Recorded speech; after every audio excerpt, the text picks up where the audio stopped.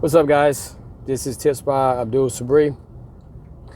Now, today my topic is on choosing trainers or choosing somebody to partner up with doing some kind of physical fitness. I know a lot of times we look at which I have come in contact with a lot on numerous occasions where I've had people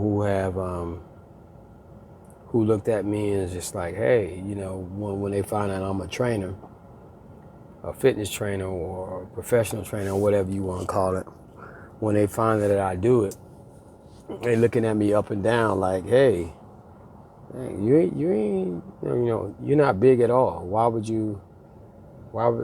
you be a trainer and you're not big? And I'm looking at them like, hey, regardless of whether I'm big or not, it doesn't matter. I want to be this way. I want to be the way I look.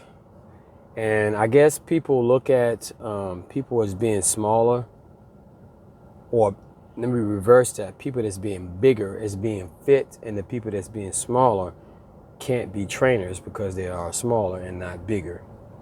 But I'm just here to tell you that's an oxymoron. That's the opposite direction, the opposite way of what it really is. There are people in this world that's like me. I weigh 170 pounds. I don't look like I weigh 170 pounds, but I'm 170 pounds.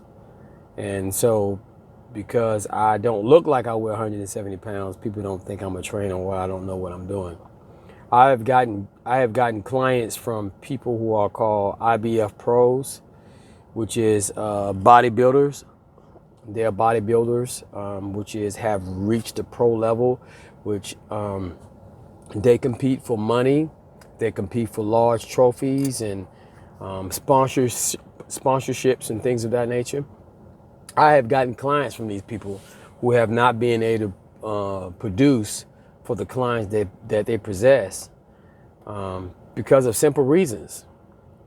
A lot of times we don't know our trade. We don't know what we're doing. We know how to train, but we don't know what we're doing with each and every person that we're training. And you don't realize that each and every person has to be trained differently. They cannot be trained the same as anyone else that you train. Everybody has a different structure, different format, a different metabolic rate. Everybody has a different body type.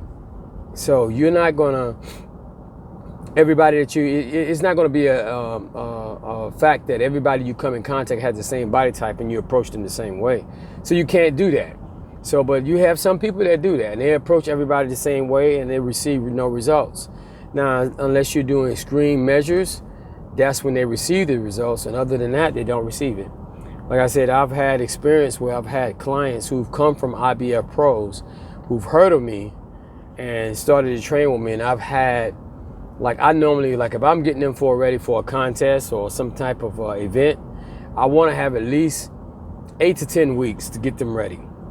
Now, if they really, really die hard on just making that contest and they don't have that time, I'll still get them ready. I'll still do my best to get them ready for that specific time.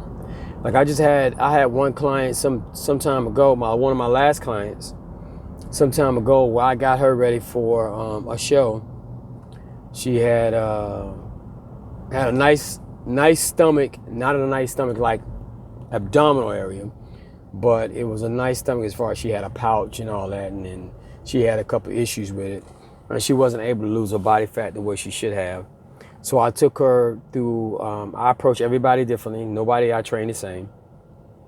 I approached her on a drastic approach, on a drastic measure, like I had to get her ready for this very specific time in a very short time.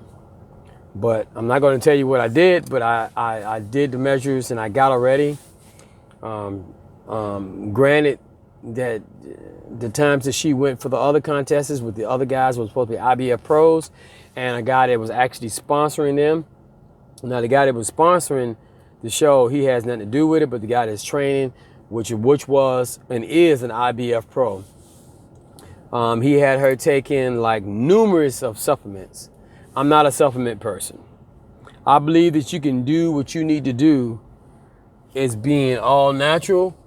You can take care of your body structure and you can get to where you need to be without doing all those supplements, without doing all those protein powders or drinks and things of that nature. I believe that.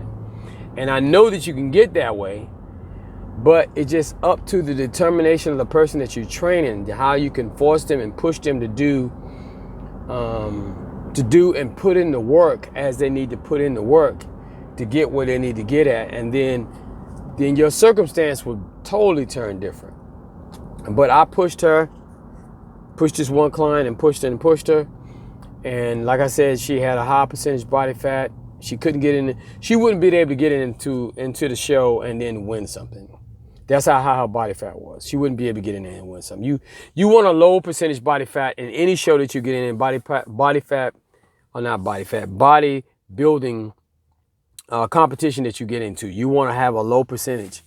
And in that low percentage is how you're going to be determined. Because the leaner you are, the better you look, is the better that you're going to place, unless there are some political issues involved. And then a lot of times there are, just being honest. There are some political issues involved with a lot of the stuff with the IBF or NPC competitions. Definitely the NPC competitions. So, so I got her ready for the competition. And the thing is, choosing trainers is that it's not all the time that people have to be certified, although you would like your trainer to be certified. And it doesn't necessarily mean that your trainers have to be certified, because there's people that I know that's trainers that they're very good at their job, but they're not certified. They just didn't feel the need to be certified. Although that will help your credentials, but that don't mean that you're good. That don't mean you know what you're doing because you got a certification. You can go online and get a certification and be okay. You can go online and get a certification and be okay with the certification and not be a good trainer. That's a known fact. I have 3 certifications from 3 different schools. One is a little bit more drastic than the other, which is NASMA. It's a lot more drastic. It's a lot more detailed, orientated into the program. NFPT was one of my very first ones that I got. It was probably the most completed one that I've ever come in contact with when I first started training at the age of 19. But they were good. The NASMA is a lot more detailed.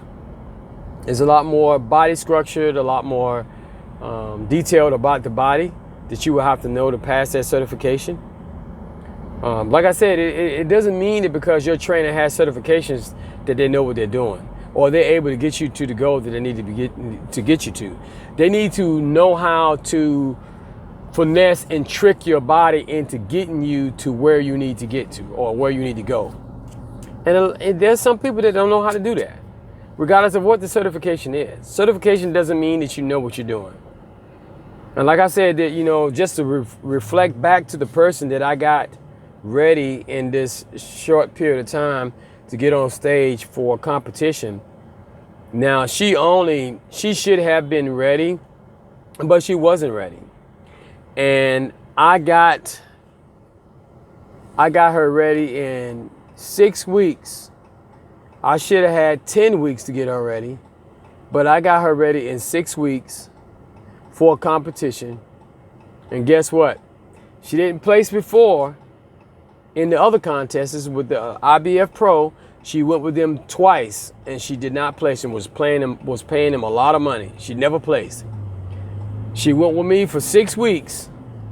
She placed first, second, and I think she placed 4th place. So in 2 contests, she got placed each time, and each time she got trophies. I'm not an IBF Pro. Never have. Probably never will be, because I'm not big enough. That's just a fact. A lot of IBF pros are big. A lot of IBF pros, they take everything under the sun, steroids and everything else. If they take it and it shows results, they take it. I mean, if it's out there, it shows results, they're going to take it. And that's just what they do. So, I mean, I'm one of those ones that don't believe in supplements. Although supplements can be good for you on a certain levels, but I don't push that on my clients. I don't take supplements. So I don't push it on my clients because I know that you can achieve what you need to achieve without all of that. It just takes the work. You got to put in the hard work to be able to get to where you need to get to. And that's the main part of being on that road to success, or getting to where you need to be as a trainer or as a client of a trainer. So, and then you have to know the difference between the two. You know, don't just look at somebody because they're not big and say this person will not be able to get me to where I need to be gotten to. That is not true. You know, you kind of like you want to look at the person's demeanor. You want to look at whether this person is professional, business orientated. Do they know what they're doing when they're doing the exercises and things of that nature? You know, that's what you want to be sure of. What they got, whether they have a certification or not, doesn't mean they know what they're doing. You know? So this is a fitness tips from Abdul Sabri. Hey, you guys, be safe out there. Stay on your nutrition, stay on your workouts, and remember, make no excuses, for no excuses will be accepted. Continue on, guys. During this pandemic or not, stay focused, keep pushing it. All right? Peace.